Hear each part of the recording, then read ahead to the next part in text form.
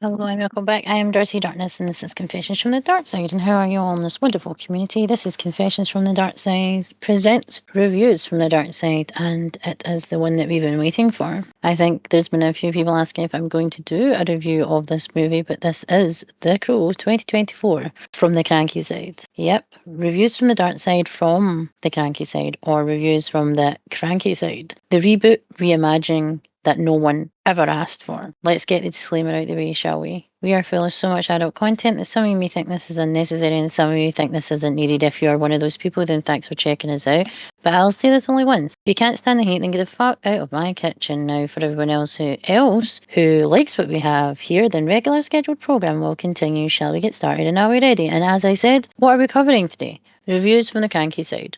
The Crow 2024. This is the part of the reboot, remake, reimagining cycle that is already saturated and Lionsgate seem to be signed up guns a-blazing, and well, it hasn't been really good for them. On this podcast, we have been covering this since the beginning of the baby's arrival, which is Confessions from the Dark Side, a baby created in love with the intention of being different and creating a world where we are always allowed to say what's on our mind and voice it in any way we see fit and to grow the community. The past year, we have seen updates, drama, and some vile and abhorrent behaviour in this movie, its creation, and we have been here to share it with you. This movie has had its setbacks for almost 20 years, and yet no one ever thought it would ever come into fruition. But Lionsgate handed over the keys to Brandon Lee's legacy to be in the same league as Mr. Lee, yet they thought this director, Rupert Sanders, and his vision would be able to make this into a franchise with Bill Skarsgård at the helm. Did he achieve this? Let's find out. First off, if you weren't aware, the director came for Us, the subculture that kept the universe alive and continued to grow for over 30 years, that kept Brandon's memory alive and the character to live on when he was taken from the ones he loved during the making of The Crow in 1994. He blamed the fans, Rupert Sanders, of the original movie before the movie even was released in movie theatres. The movie went through hardship of losing leading men, vision and writers. There was drama over the story and the creation of the writing that the original adaptation creator wanted nothing to do with and wanted no part of it, as the director seemed to think he could do a better job. Did he though? There was more drama as the weeks went on when we were coming to the time of release for it to be pushed back from June to August, all because holy shit, Mr. Skarsgård, an actor with a job, was in many movies and they thought the market would be saturated with him and the movie would get lost in that and not be able to shine to its fullest. Yeah, that was the reason, wasn't it, Rupert Sanders? Wasn't it? Wasn't it?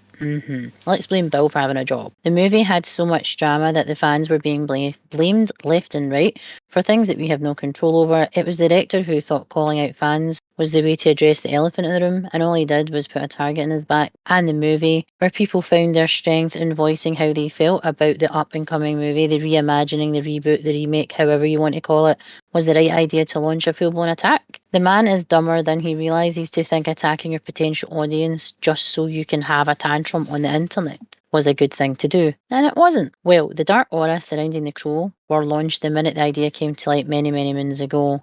And the aftermath since Rupert Sanders got involved, well, that brought a shitstorm of biblical proportion to the box office, meaning Lionsgate had yet its fourth failure this year at the theatres, and this time it was all started by the director, and he got lost on this downward spiral. You can see where he tried and yet failed, so went on the defensive. This director has failed many times to give the audience what it wants, so Lionsgate, thinking that this would be any different, needs to wake the fuck up. It was estimated the making of the movie was $50 million for the movie alone, and then who knows how much on PR and promo, probably just as much, if not more.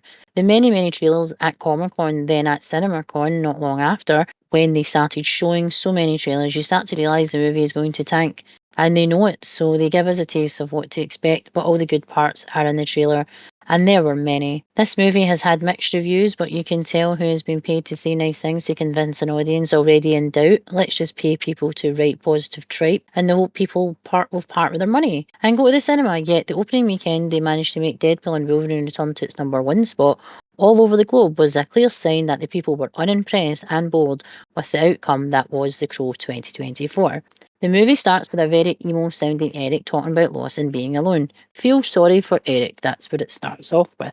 It's nothing to do with Shelley at this point, it's about his childhood and him being alone, which again, nothing really about the story. It's just basically feel sorry for him. The amount of people who have dragged the sex scenes in the love story have been incredibly tame in the original. We didn't need to see Brandon's arse gently bouncing. The flashbacks of their connection was enough to sell us as a love story and a bond between two people unlike these two. The Pepto outfits in the facility, which is where they were sent by the court, looked similar to the pink room in Glass. Again, it made no sense why it felt closer to a concentration camp than a mental institution or mental health facility. For someone on the run from a Sherry cycle, Shelley had no problem putting all her drugs in her handbag and walking into a police officer where her handbag opens and falls. Contents everywhere. Did she think she was safe in a place she was locked up when the guy she was running from had the police in his pocket? She's incredibly dumb. They've made her incredibly dumb, which is, again, there's so many things wrong with this. Escape they do together, pointless. He knew of a way of escaping, yet he didn't escape already. That's the thing. He knew of an escape. It's weird. It's just all over the place that she didn't notice him, but he noticed her. And again, it made no sense. I was 9 minutes and 32 seconds in, and I wanted Shelley to die horribly. Her presence on screen was horrific. Her voice was very annoying. She spoke very softly, kind of subservient towards Eric, not as an equal. And both Luna and I watched it together, so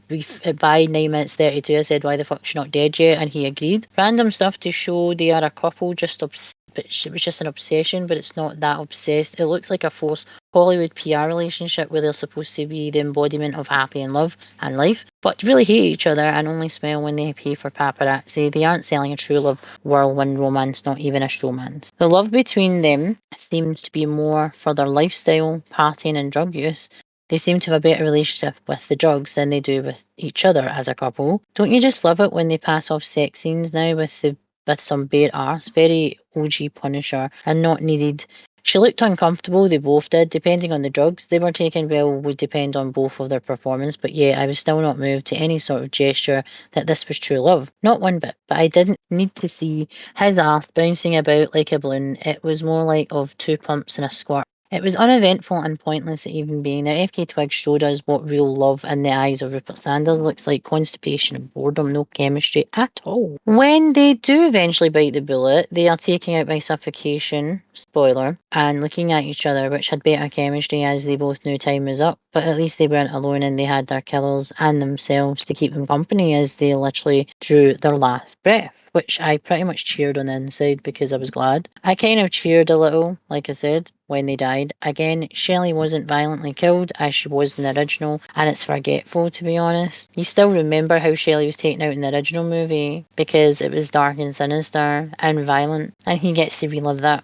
But again, when they bring out flashbacks in this, it doesn't have the same effect. So when he comes back, we find out Kronos, usually part of Greek mythology if we weren't aware, is telling him about how he has been chosen, blah blah blah, to right the wrongs, when in fact both him and Shelley aren't good people, but he has enough good to do right by her, which makes no sense.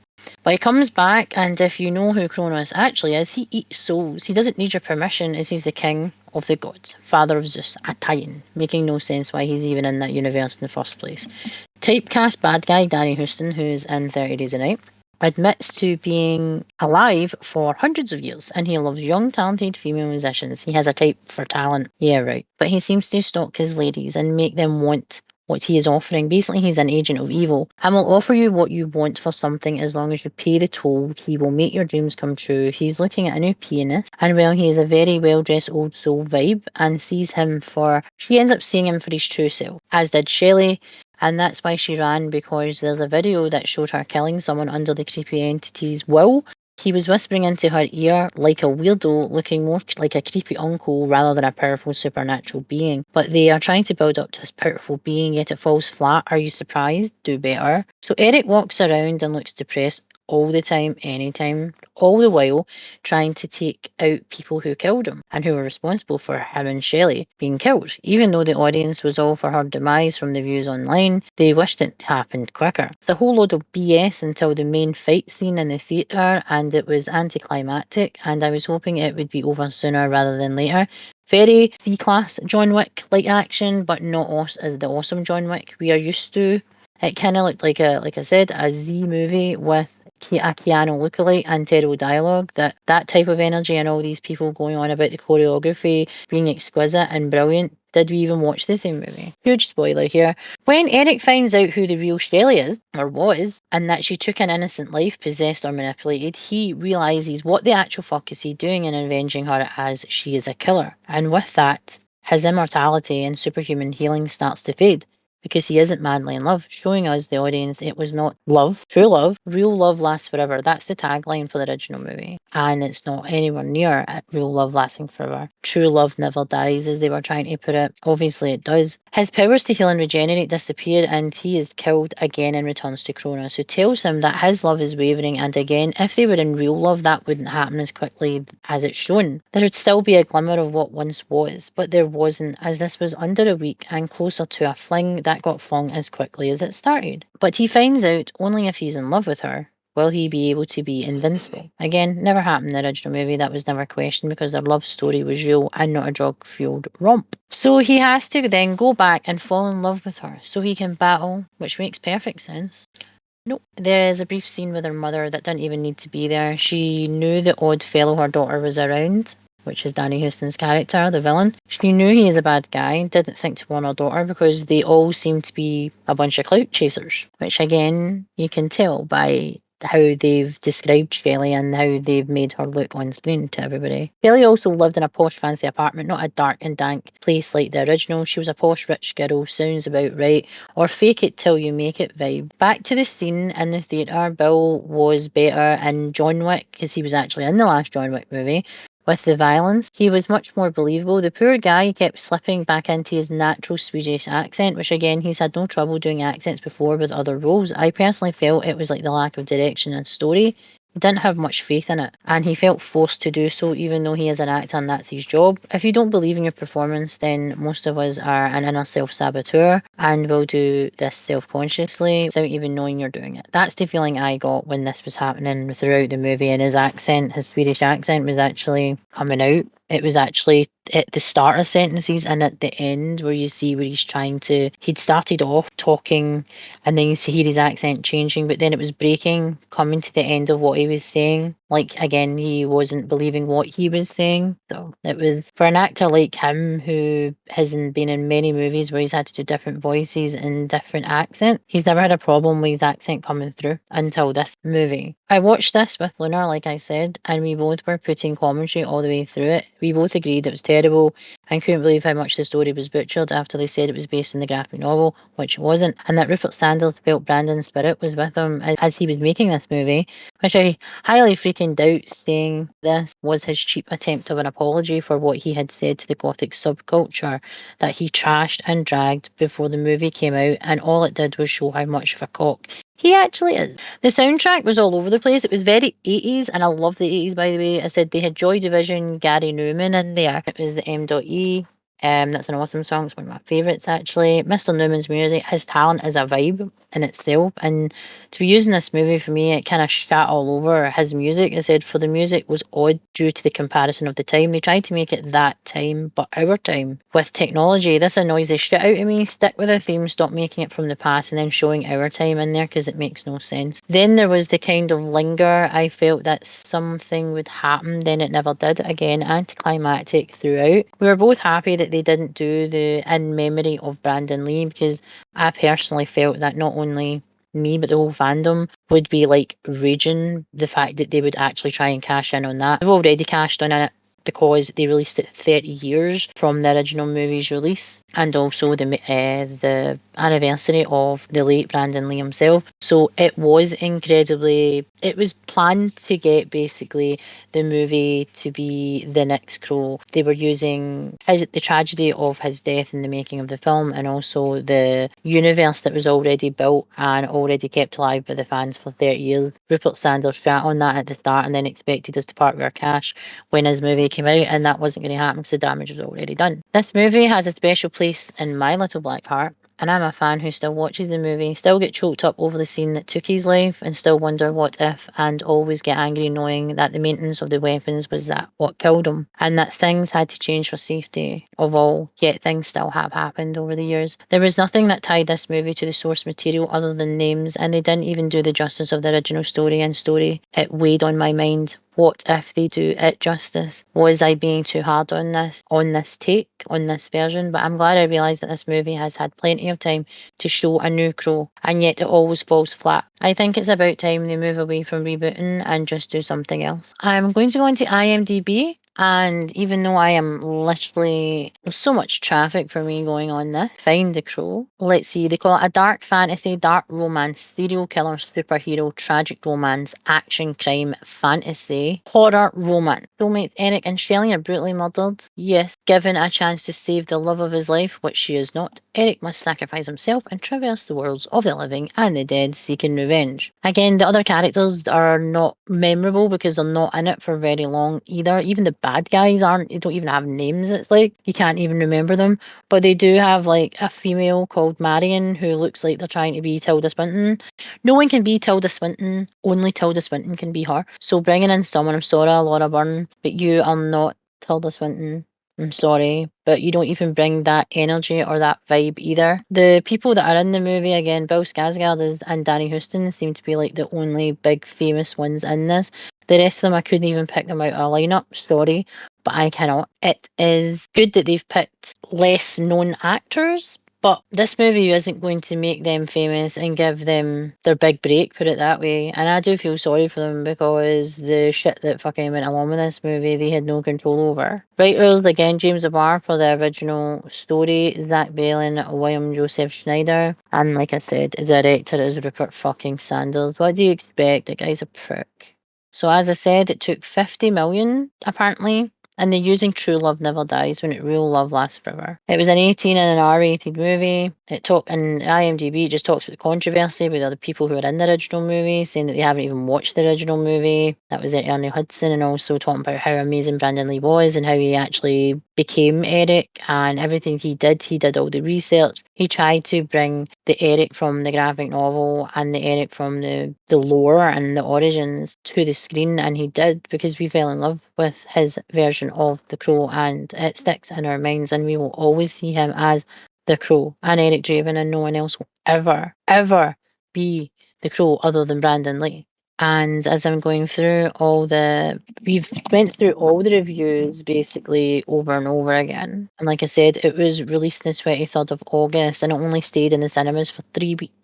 Then it became available to stream and then it went everywhere because when people started buying it, well, it literally got flooded on sites for downloading because people don't want to fucking pay for it because it's shit. They said estimated budget was 50 million, sorry. So, I think obviously estimated, it means that it actually didn't make it. They used more than that, but they just said 50 million. But along with the promotion, I think it's just as much. The opening weekend in US and Canada on the 25th of August was $4,644,606. Gross US and Canada, which is like after, was $9,275,659. The gross worldwide was $23,514,122. Now that isn't a lot for a movie that apparently now is estimated at $58 million, and then with promo and stuff, so you're looking like 100 million, maybe more, and it only made 23.5 million. Not very good. Definitely not. And this keeps happening to Lionsgate, and they seem to be they are the one production company that are literally got the keys to all reboots, remakes, and reimaginings, well, the majority of them, and they're failing at everything. I think it's about time that they just fucking stop. It got 4.7 out of 10, and I think that is way more than what it should fucking get. But we have read all the fucking reviews that there is. I don't think there's any more reviews that have been put up. Let me see. Review date. Has there been anything that's been put up recently? Oh, the 28th. And let's see if they got 1 star. Okay, total junk. Fails on every single level. Story, script, acting, costume, casting, character development, soundtrack.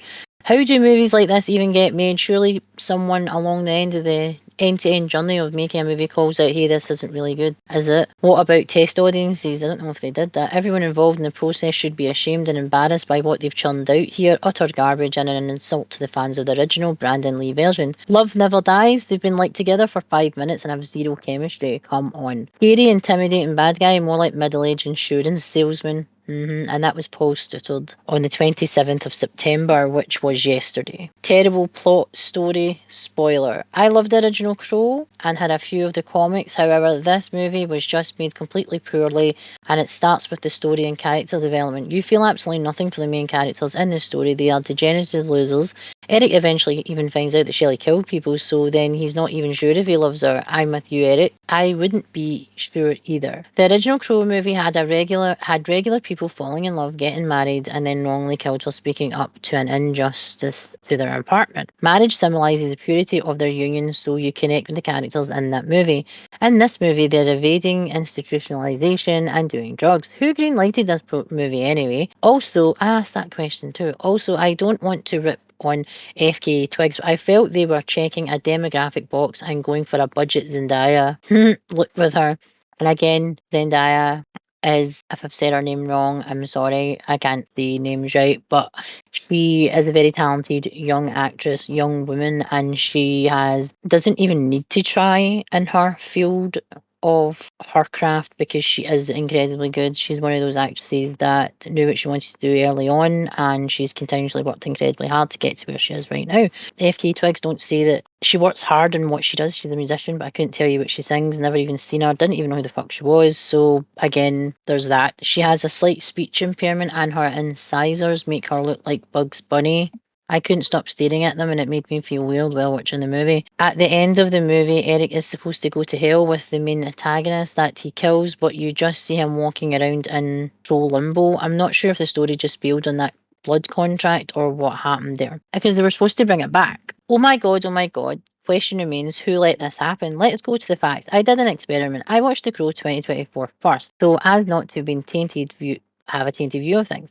I found it a fair way to weigh up the two films. After all, it's impossible not to do so given the fame of Brandon Lee's classic. So without any knowledge of the film, the original film in 1994, I found the plot of The Crow 2024 weak. Two drug addicts meet in rehab clinic and fall in love, escape from the clinic absurdly easy, and live a love that the viewer finds hard to believe was really meaningful. FKA Twig's acting is really, really bad. The dialogues between the characters are really annoying, but her performance is clearly terrible. They could have cast someone else less influential to play the role, but who actually knew how to act. But they actually knew how to act. Bill, on the other hand, left a lot to be desired. The desire for revenge is lost during his performance, and there are moments when he seems lost. Exactly. Just like us watching this. At certain moments, we can see hints of it. After the couple's death, things liven up in terms of action, but the style quickly gets old. It becomes a much worse version of John Wick, considering the number of deaths and destruction in its wake. There is a lapse in the supernatural, which feels very B-movie. In other words, the explanation for things is based on evil guy who whispers things in Shelley's ears, making her evil and causing her to kill someone. Upon seeing this, Eric's love diminishes, as does his immortality,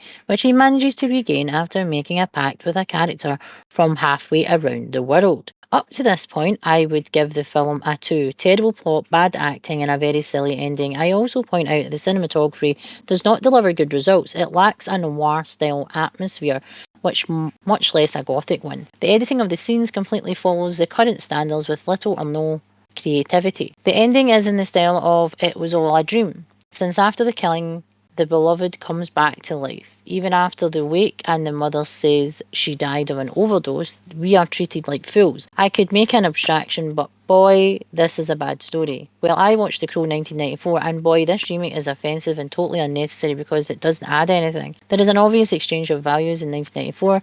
The drug addicts were the bad guys, and now the drug addicts are the good guys, so the evil in 2024 is the devil. Lol. I don't know why the appeal to drug use is necessary. It's clear that in 1994 there was no campaign against it. This is insane. Eric Draven removes the morphine from Sarah's mother's arm and tells the police officer to stop smoking, and in 2024 he uses ecstasy and gets really high. You can criticise for hours and hours, but the question remains, who approved all of this? So that's what most of the big reviews are. And the average reviews say similar things as well. So if we go to something that's a 4-star, which is pretty much what the movie is, it's a parody. It lacks any emotions, and the atmosphere of the original movie, they took the idea and totally messed it up. You can't feel anything for the main character or his love towards the girl. The original was dark, gritty, heavy, violent, epic, and hardcore. This one is clearly just made just for a quick cash grab using the original movie name. I can't understand how today filmmakers do every movie exactly the same way, following the same action and story at its basic level, no matter what is the source material. From the makeup to the violence and the darkness, this movie felt like a PG-13 one, and you just can't make this story that way. Much mockery, well deserved. I drive past this accident or it passes me, and of course I look. Stupid characteristic, but at least I'm honest. There was plenty of gloating up front. I can at least share the lack of need for this remake attempt, or rather the further bad idea to make easy money. Admittedly, I'm not a big fan of the first part, but I can at least understand the cult factor. The protagonists, the people our hearts and attention are supposed to follow, are introduced in too much detail. Two valuable members of society, obnoxious druggies, antisocial tattoos, criminals, and the absolute dregs of society. Big dreams and expectations on one hand, no effort or consideration on the other. The type of viral role models of our young generation, on the other hand, there is a semi charismatic villain with sudden supernatural abilities. If the film wasn't already over now, it will be by the time Joy Division are right. Yay. And this is not the last use of the music that is too good for a film that is too bad. Everything that's already been said about this disaster, fundamentally inappropriate concept, unsuccessful realization, wrong tone on all levels, incompetent actors. If you can't do anything, then at least be brutal. No, that doesn't save anything either. This Joker has been played out in the meantime. Speaking of which, let's get into more detail. Skarsgård once again plays an overexcited clown, this time the emo version, disguised but still unmasked. He can't do anything, or let's say not much. Another over-the-top violence porn. I'm okay. I'm not okay with it. I'm sorry, I'm not okay with this. The gore and over-the-top violence annoys me. Just like in the movies like John Wick, it feels like they're trying to cover up the lack of storytelling and stylistic work by covering the whole movie in blood and gore. And in a remake like this one, it clearly shows that the story itself does not need this kind of violence. The original was a perfectly fine movie without it. No need for another revenge porn. I rate it 4 stars because I really like Skarsgård and the story itself has its charm. Does it? What fucking drugs are you taking? As some kind of creepy dark love story? Nope. But the screenplay and was nothing I really liked. Mediocre remake of a classic. So basically, it's the same as we think here. And it's disgusting to actually fucking think that they thought that this was going to be big enough to reboot this universe, give Bill Skarsgård a fucking franchise of an ending that he didn't like, and as I said to you, a spoiler, he gave up his life for her. This is what annoys me. He gave up his life for her so she could relive, and she killed someone, so she gets to fucking relive her life, and she's already taken one fucking life. Makes no fucking sense. And then she wakes up from her OD, or when they've been suffocated as an OD, basically, or they're trying to put it, and then she wakes up and she gets to relive his life, but Eric dies. So he went through all that shit for her to basically get to live a normal life when she's already taken one fucking life. It makes no fucking sense. And again, I understand why Bill was pissed off with the ending that Rupert Sanders had picked. What do I give this movie? If I could give it a negative, I would, but 0 out of 5 is what I am going to be giving it. Why so hard? Well, many things. And if you have followed Confessions from the Dark Side for any length of time, as you know, we have been doing Cranky Side episodes. You will know I had not much hope that this would be any good. It's a reboot that has failed another Lions fail. Lionsgate needs to take a good hard look at itself and really see the failures they're creating and the money they are losing, because reboots, remakes, reimaginings aren't cutting it. And the last 4 movies you have churned out have failed at box office, and no one is buying the PR that goes along with it. Brandon Lee will be the only Eric Draven for us, and for 30 years we have kept that universe alive. Anna's memory lives on through that, and will continue to. This movie will become another forgotten take on a universe that was never broken and never needed a reboot, but nothing is safe in Hollywood now. Instead of making new projects, creating new stories and universes, it's easier to take something that was already popular and perfectly dark and redo it for this time, and this is just lazy as fuck. And this needs to stop. If you don't have the talent around the table, get to fuck. Find the people that have the talent, the vision, and the creativity, and let's bring us something new, something fresh, something full of life. We want new worlds and we want new experience. We want to experience new characters being brought to life. Why aren't you doing this? Stop wasting money.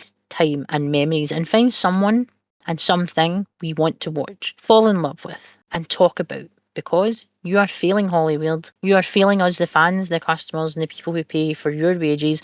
Do better. If you can't, then fuck off. Have you subjected yourself to this monstrosity of a movie, and what were your thoughts? Let me know in the comments below. That was Confessions from the Dark Side presents Reviews from the Dark Side, or Reviews from the Cranky Side. The Crow 2024 movie review. If you like content like this, remember to go check out Confessions from the Dark Side social media platforms. We have Twitter, Instagram, Facebook, YouTube, Amazon Music, Spotify, and Buzzsprout. Let us know what you think over on our social media platforms, and let's get chatting about this topic, all the topics. Let's grow our community and spread how awesome the horror community actually is. If you want to get to know us as individuals, then you can check us out on our links below. I am Lady Darcy Darkness, and my channel is Behind the Mash Reviews, and I have a YouTube, an Instagram, and a Twitch for Behind the Mash Reviews, of course. And the spelling is on screen. Yes, it's difficult and annoying, but it's up there. Get it out there, memorize it, but it's not changing. Lunar is Lunar X Rising, and he has a YouTube, a Twitch, and an Instagram. If you want to get to know us at any point, you can reach out to us at confessionsfromthedarkside@gmail.com, or Darcy at behindthemashReviews@gmail.com, and the spelling is on screen. Or Lunar, who's lunarxrising@gmail.com. And that was, as I said, The Crow 2024. That was the review that you've all been waiting for, Confessions from the Cranky Side. I know that I have been asked, have I seen this movie? Yes, I have, and I have subjected myself to it, and I think you should all be subjected to it too, because that is absolutely terrible. I did offer it as a watch party. So any movies that I think are going to be awful or terrible, I will most likely do watch parties on Discord, and I will put the links for them if you want them. You can let me know about that too in the comments below. And I am going to now leave you, love yous and leave yous. I'm Darcy Darkness, and this is Confessions from the Dark Side. Later.